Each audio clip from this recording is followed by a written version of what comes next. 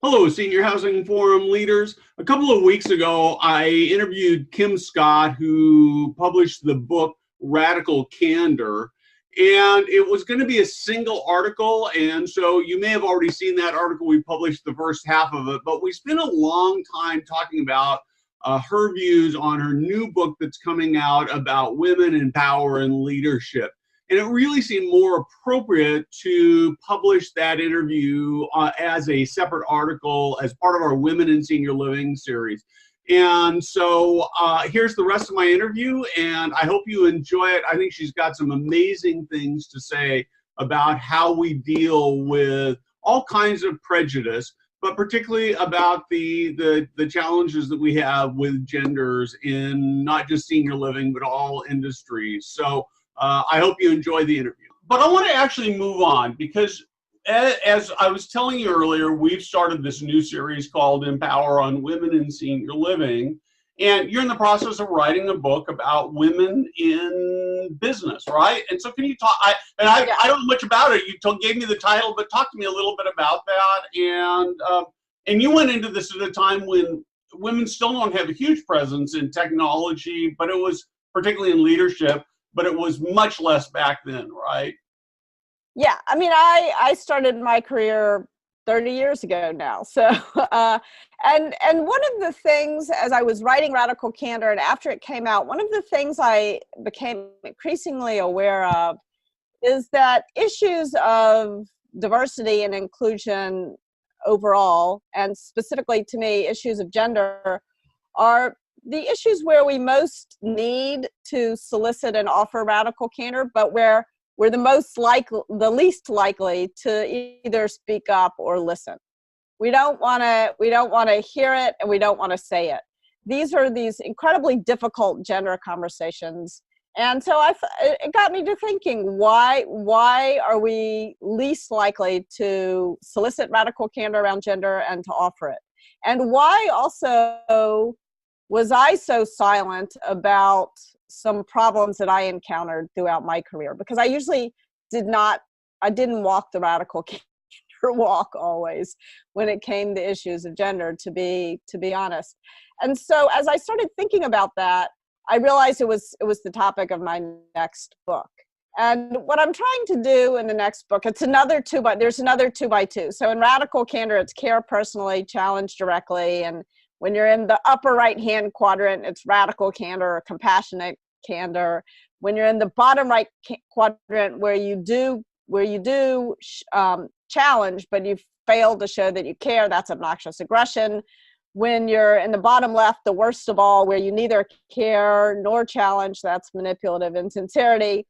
And when you care but you don't challenge, I call it ruinous sympathy. So that's the old book. The new book sort of takes apart what happens in the workplace regarding gender and justice. And I think that I like to focus on the path forward as well as the problem. So the path forward is accountability plus respect. And what are the drivers of disrespect in the workplace? Because there's several of them, and even though they're related, I think we need to take them each separately. So there's bias, there's belief, there are sexist beliefs in the workplace that I've encountered and every woman I know has encountered. There's also bullying, sort of a gendered bullying that tends to happen to women. And then once you add bias, belief, and bullying, once you add power into that, then you get discrimination and harassment and actual physical violence.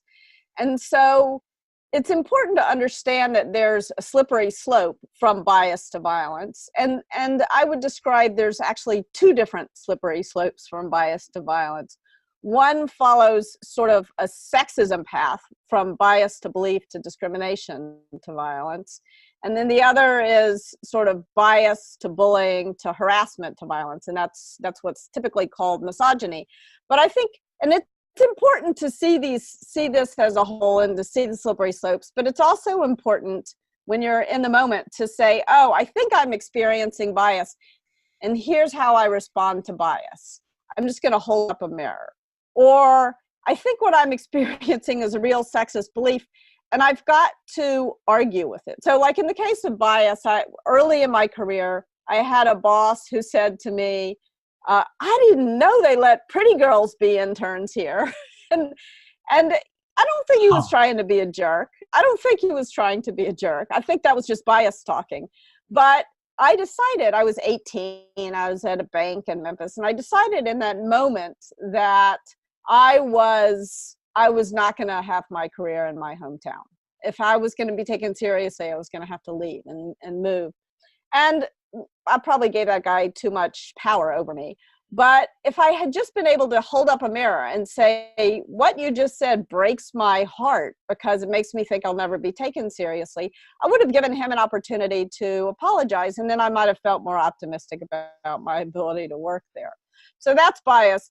Now, bullying is very different, and belief are very different, and the responses have to be different. So if somebody has a genuine belief that women are inferior or at least different, should be in a different kind of role, then you've got to do more than just hold up a mirror. So for example, I once was at a meeting in another country with some people who had deeply held religious beliefs about women, and we were drinking tea, and eventually the inevitable happened and I had to go to the bathroom.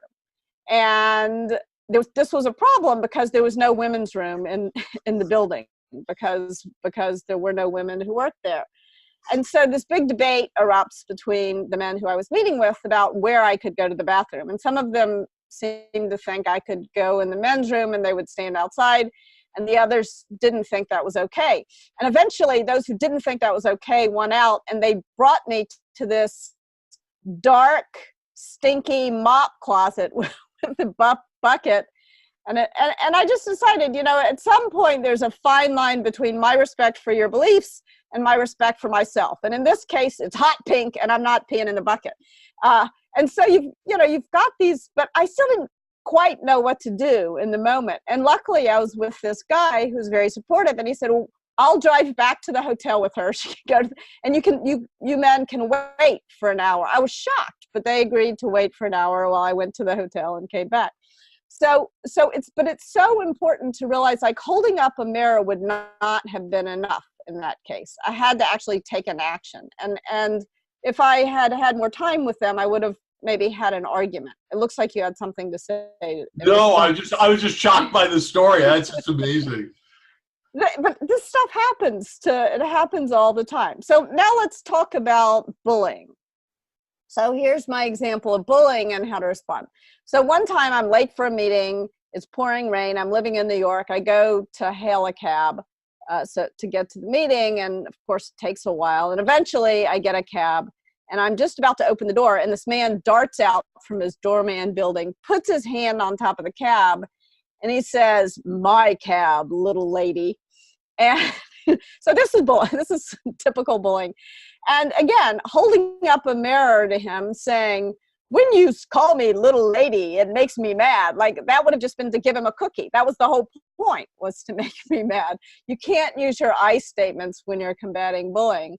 So I used my small stature, and I dove under his arm and slammed the cab door. Cab driver's like busting out laughing, and I got to my meeting on time. So again, you've got to fight bullying with action, and with an action that really creates consequences for the bullying. But with belief, there's no point in punishing belief. No person has ever changed another person's belief by punishing it. Like, that's kind of one of the premises on which our nation is based.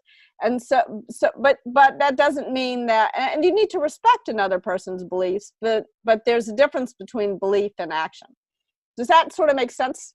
It does. And I think one of the things, and I find myself struggling, so never having been female, I don't exactly know. I mean, intellectually, I hear these stories and I understand, but I don't know, obviously, exactly, as you don't know what it's like to be a man exactly. And no. I have discovered, particularly as I've gone through this Empower the Women series, that I'm learning some things about my biases and beliefs that I didn't know I had. And so one of the things I find myself wondering about, and I'd love to hear your thoughts on it, is that when we have biases and beliefs, oftentimes it takes time for those to move, and there doesn't seem to be, in a whole ton of issues, much tolerance for it taking some time for people to evolve and grow. Do you have any thoughts on that and how you get around that or deal with that? Yes, I do. As a matter of fact, one of the best pieces of advice I got from anyone around this topic of gender injustice in the workplace was from a young woman who told me that she would have these spaghetti dinners once a month where she would practice responding to whatever crazy thing had been said or done to her that month. And she would invite a bunch of people, men and women, together, and but because the problem is that we don't have a lot of stamina for these conversations. We try to just avoid them. And if we can do something to build stamina for these conversations, then we're going to respond much better next time. And the thing that was powerful about these dinners that she had is that men would also bring in examples of moments when they were treated unfairly, or they felt they had been treated unfairly as men. And the men and the women learned a lot from each other about what it felt to walk in each other's shoes and how they could be upstanders instead of bystanders when the women were suffering from bias or bullying or somebody's belief. Or also when the men were accused instantly of being assholes when that was not their intention. And so this got me to thinking, like, how can we do this? How can we learn to have these conversations where we're all left feeling that we have some agency and grace, that we can even say the wrong thing and be corrected, and that can deepen a relationship instead of rending it apart. And so I've actually been collaborating with Second City Works, the improv group in Chicago. And we're doing these workshops where people come in and they bring a sentence about the moment at work when they were most gobsmacked. And it's not all gender. Sometimes people are gobsmacked by other issues. But we talk about what are the different responses one could have. And people offer up different suggestions. So, for example, in the case of the pretty girl comment, I talked to a bunch of people about what could I have said. I didn't know what to say at the time. I said nothing and just made this big decision that set my life on a particular course. And people came up with all kinds of things. One person said, "Excuse me," what I should have said is, "Excuse me, you seem to be lost. Please get out of my uterus." A man came out. Now, of course, I would never say that, Right. but I sort of liked the fact that he suggested it, and it showed that he understood me, and I understood him, and it was sort of funny. Another, my father suggested I should have said, "Eat shit and die," which, of course, I also wouldn't have said, but I could understand that, my father got my rage. Yeah. And that was nice. That was nice to see. So, and then it was another man actually who pointed out, if I had just said to the CEO who said the pretty girl comment, "What you just said to me breaks my heart because it makes me feel like I'll never be taken seriously here and I can't build a career in my hometown," he said that would have stopped him in his tracks, probably. And it was so useful to have these conversations and to practice what I could have said. Because you know what? Maybe not that exact thing is going to be said, but I'll be in the situation again. Yeah. Well, one of the things I think has been really fascinating is I have a woman on my team who's doing some of these interviews, and I've kind of taken this initial position was it's got to be women interviewing women instead of men interviewing women. But I've had a couple of women who've really pushed back and said, "No, Steve, I want you to do it at your platform, your blog." And I'm going to do an interview at the end of this week with a colleague of Adam. Do you know Adam Grant? You're familiar with giving? Yes, I love Adam Grant and his work.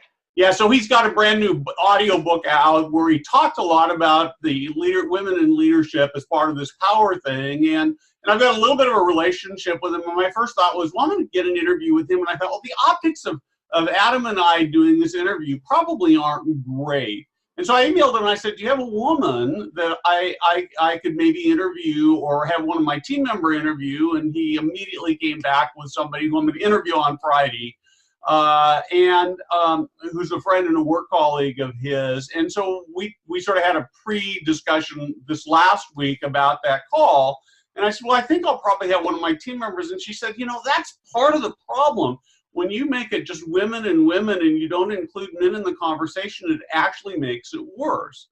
And it was kind of like this light went on. And I do think it's a big part of the Me Too. The danger of the Me Too movement is men become so afraid. So I think great advice. I don't know if you have any thoughts on that. So I think it is really important to include everyone. It turns out I really believe in the power of diversity and inclusion. Yeah. And I think the more diverse the conversation can be, the better. And the more we can build stamina to disagree with one another, to challenge one another's thinking, the clearer we collectively will be in our ability to think straight around these issues, which are hard, which are really hard issues. So I think it's really, I'm a big believer in including men in the conversation, to be sure. So you've sort of, I think well, you sort of danced around, let me ask this question and then I'll shut up. But you sort of danced around this a little bit, but I guess the question is when you get into these hard conversations, how do you leave room for people to say potentially offensive and mostly just stupid stuff because they don't know or they don't perceive how it fits without just, you know, creating that kind of a relationship or feeling? Yeah, I think that's why it's so important to distinguish between bias, belief, and bullying. Because I think if it's bias talking, holding up a mirror is going to be, you might get a defensive reaction from the person, but just holding up a mirror and giving the person the opportunity to apologize for what they said, to say, that's not what I actually believe, that's not what I meant, I'm sorry about the way that sounded, is the right response, and so important. When it's belief, it's going to take more than that. It's going to take a lot more than that. You've got to decide two things. One is, what action am I going to allow this person's belief to impose upon me, and what am I not? And also, when do I care enough about that person to actually have an argument, to actually debate the belief? And you can't, it's exhausting to debate with someone who you fundamentally disagree with, but it's really important to distinguish between bias talking and an actual hardened belief. And to decide when, there's a time and a place to have a conversation, to actually have the debate. And that's the only way you challenge belief. But when it's bullying talking, when someone is using your gender to bully you, you've got to create consequences. You've got to create consequences. Otherwise, the bullying continues. And that's why I think it's so, you want to leave, you don't want to have zero tolerance, because zero tolerance tends to be the opposite side of the coin of intolerance, right? It becomes intolerant. And so you don't want that, but on the other hand, you don't want to let the bullies off the hook. So that's why it's important to distinguish between what's going on. We need to have the ability to correct a brain hiccup. We need to have the ability to debate a belief. And we need to have the ability to say, you cannot behave that way. Like, that was unacceptable, the way you just behaved. So the guy in the taxi, the people who wanted me to pee in the bucket, and the guy who said pretty girl, 3 very different situations. Yeah. So in the moment, though, I think the big challenge is in the moment, how do you figure out whether it's bias, belief, or bullying? Because those tend to be very tense moments, right? And Yeah, in general, I think it's best to respond to something that's said if you don't know, like without assuming. So don't assume good intent, don't assume bad intent. respond to it as though it is bias, as though the person just had a brain hiccup, and then watch how the person responds. And if when you hold up a mirror, the person grins in the mirror and says, yeah, then you're going to have to create consequences.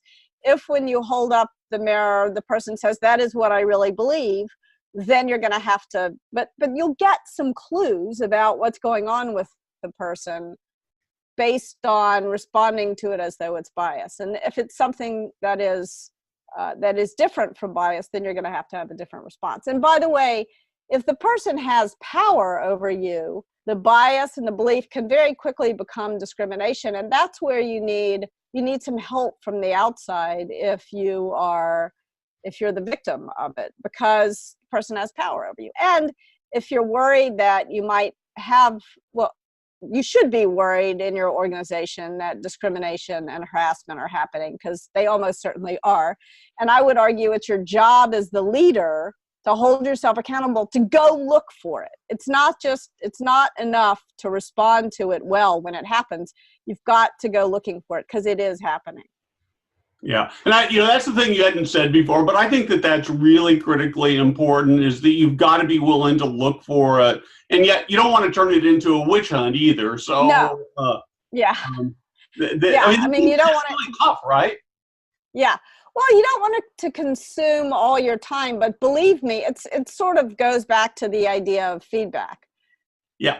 If you're not telling somebody something because you don't want to take the time to have the conversation, believe me, it's going to take much longer to fix the longer you wait to solve the problem, the harder it's going to be to fix it. So I would argue you actually save yourself time to go looking for it, because it is discrimination and harassment. They just happen. They happen a lot. I mean, if there's one thing that Me Too has shown us, it's how very common. And it was really interesting. When I started writing this book, I would have said that I hadn't had terrible experiences. Overall, I've been lucky in my career, and I've had probably more than my fair share of success. And yet, when I really started looking at job by job by job, in every single job, some really pretty terrible things happened to me as a woman. Yeah, I think that awareness is so important. And ultimately, to me, if I'm a great leader, I want to have a place where everybody loves coming to work and doesn't feel threatened or put down. Really, I want to make sure that you, as my employee or part of my team, gets whatever your heart's, within your capabilities, whatever your dream is. My goal is to help that. And if you have that kind of bias or prejudice, you can't do that. Yeah, no, that's exactly right. I mean, I think you're hitting on another really important point that I'm trying to make in this next book, which is that if you take a look at accountability on a spectrum, accountability to unchecked power, as a leader, you have much more accountability to look for this stuff and prevent it than you do as the victim. And as the bystander, you want to become an upstander. You have more accountability than a victim. And also as what I'm calling, instead of victim perpetrator, I'm calling it confronted confronter. And so if you're confronted, as I have been in my life, at one point, a woman who worked for me accused me of having created a hostile work environment for women. And I was incredibly defensive about it. It was one of the most painful moments of my career. But it was so interesting because when I thought about it, and I didn't think too much about it at the time, I was defensive. But when I thought about it in the course of writing this book, I realized that she was correct. There were several moments in that job where I had responded, instead of responding the way a leader should have responded, I had responded the way a victim might. I had kind of just tried to get around the issue instead of confronting it head on. And so I learned a lot in thinking about it. And so I talk a lot about when you are confronted with having contributed to this, how can you think through what happened and say, yeah, I did make some mistakes. I don't deserve to be pilloried, but I did make some mistakes, and I'd like to I'd like to fix them.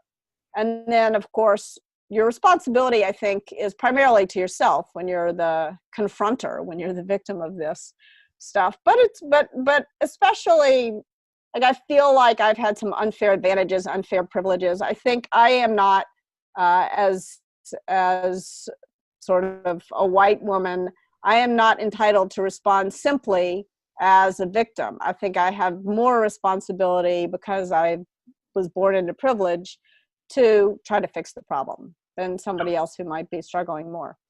Well, and I think that the hardest part that we all have is when we get criticism. It's natural to be defensive, and yet my experience is even when the criticism is unfair, there's often something for me to learn. If only it's what did I do to trigger that violent or strong emotion.